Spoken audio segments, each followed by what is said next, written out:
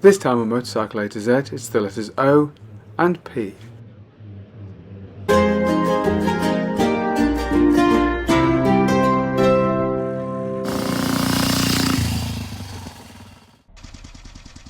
In 1882, Ernie Humphreys and Charles Dawes founded the OK Bicycle Manufacturing Company in Lancaster Street, Birmingham. But it wasn't until 1911 that the company produced its first motorcycle. This used a two-stroke precision engine. And in the years before World War I, they would produce a number of machines featuring a variety of engines, including of course Precision, De Dion, Minerva and many others. They entered their first Aleman TT in 1911 using a 350 machine, but it would not be until 1927 when they would take their first victory, with Canadian superstar racer Alec Bennett taking the victory in the 250 class on a jet-powered OK. Although by that time the company had now changed its name to OK Supreme following the departure of Charles Dawes the previous year. Perhaps the company's most famous model was the Lighthouse. This used a 250 engine which featured a vertical tower in which the cams were fitted, which had a glass inspection window, an engine whose unusual appearance would give the machine its nickname.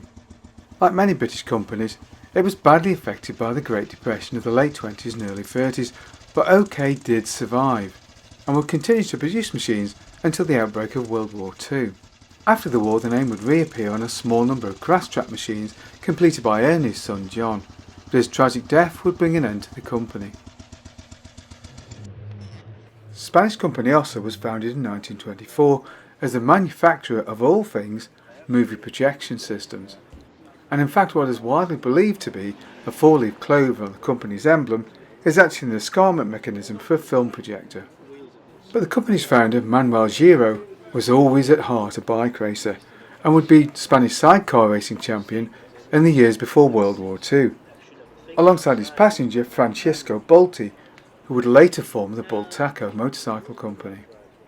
After the war, like so many companies, Ossa were given the plans for the DKW two-stroke engines and began to evolve them into their own machines, which as well as road bikes would also find success in road racing, motocross, enduro and of course observed trials, the sport for which Ossa is deservedly most famous. On the roads, however, the company would also find success, but would withdraw from Grand Prix racing in 1970 following the death of their lead rider Herrero in a crash at the Aleman TT. In the early 70s, the company would hire British trial star Mick Andrews to help develop a new machine, and he would repay them with victories in the 71 and 1972 European Trials Championships, as well as 3 consecutive wins during the 1970s of the Scottish 6-day trial. But unfortunately, like main competitors Bultaco, the company would hit financial trouble in the late 70s and early 80s, but they would be reborn in 2010 as a manufacturer of trials and enduro machines. In 2014 they were merged with GasGas before being taken over by KTM in 2019. The Panther was the brainchild of one Joa C. Phelan. He conceived a machine which would use the engine as a stressed member of the frame, something which is seen in many machines right up to today. However, lacking the funds to produce his machines in any numbers, he licensed the design out to the Humber Company. However, following the death of his business partner Harry Rayner in 1903, Phelan was approached by one Richard Moore, who proposed a new partnership to produce Phelan's Sloper single.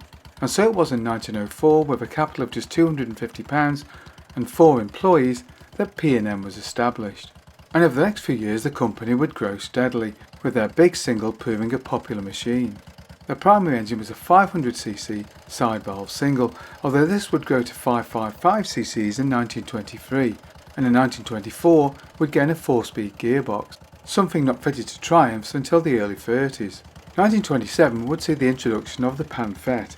This 250 machine used a Guzzi style V-twin designed by Granville Bradshaw, which used unit construction. The company invested heavily in the machine's development, but they would lose out. It was not a sales success and couldn't come at a worse time, with a financial crisis coming in just a year's time. In an effort to use up excess frames from the Panthet project, the company was forced to buy in a range of 2-stroke Villiers engines and fit those to the V-twin's frame.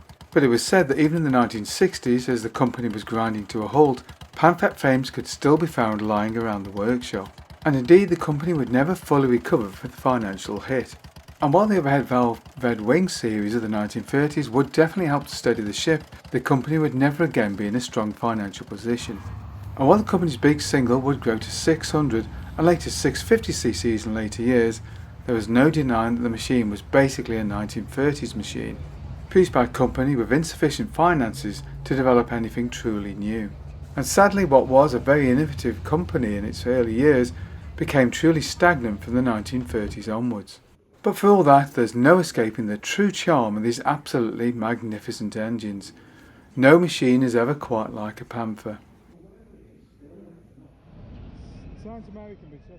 In 1957, Italian motorcycle manufacturer FB Mondial withdrew, like so many of its competitors, from Grand Prix racing. Giuseppe Pettoni, the chief mechanic at FB Mondial at the time, and designer Lino Tonti left the company and established their own company, Pattern. And the development of the company's first racing machines began in 1958. The company's first machine was a 125 4-stroke Grand Prix racer, which was used with some effectiveness by a very young Mike Halewood in 1958. And in the early 60s, the company developed a 250 parallel twin with dual overhead cams based on the single-cylinder 125.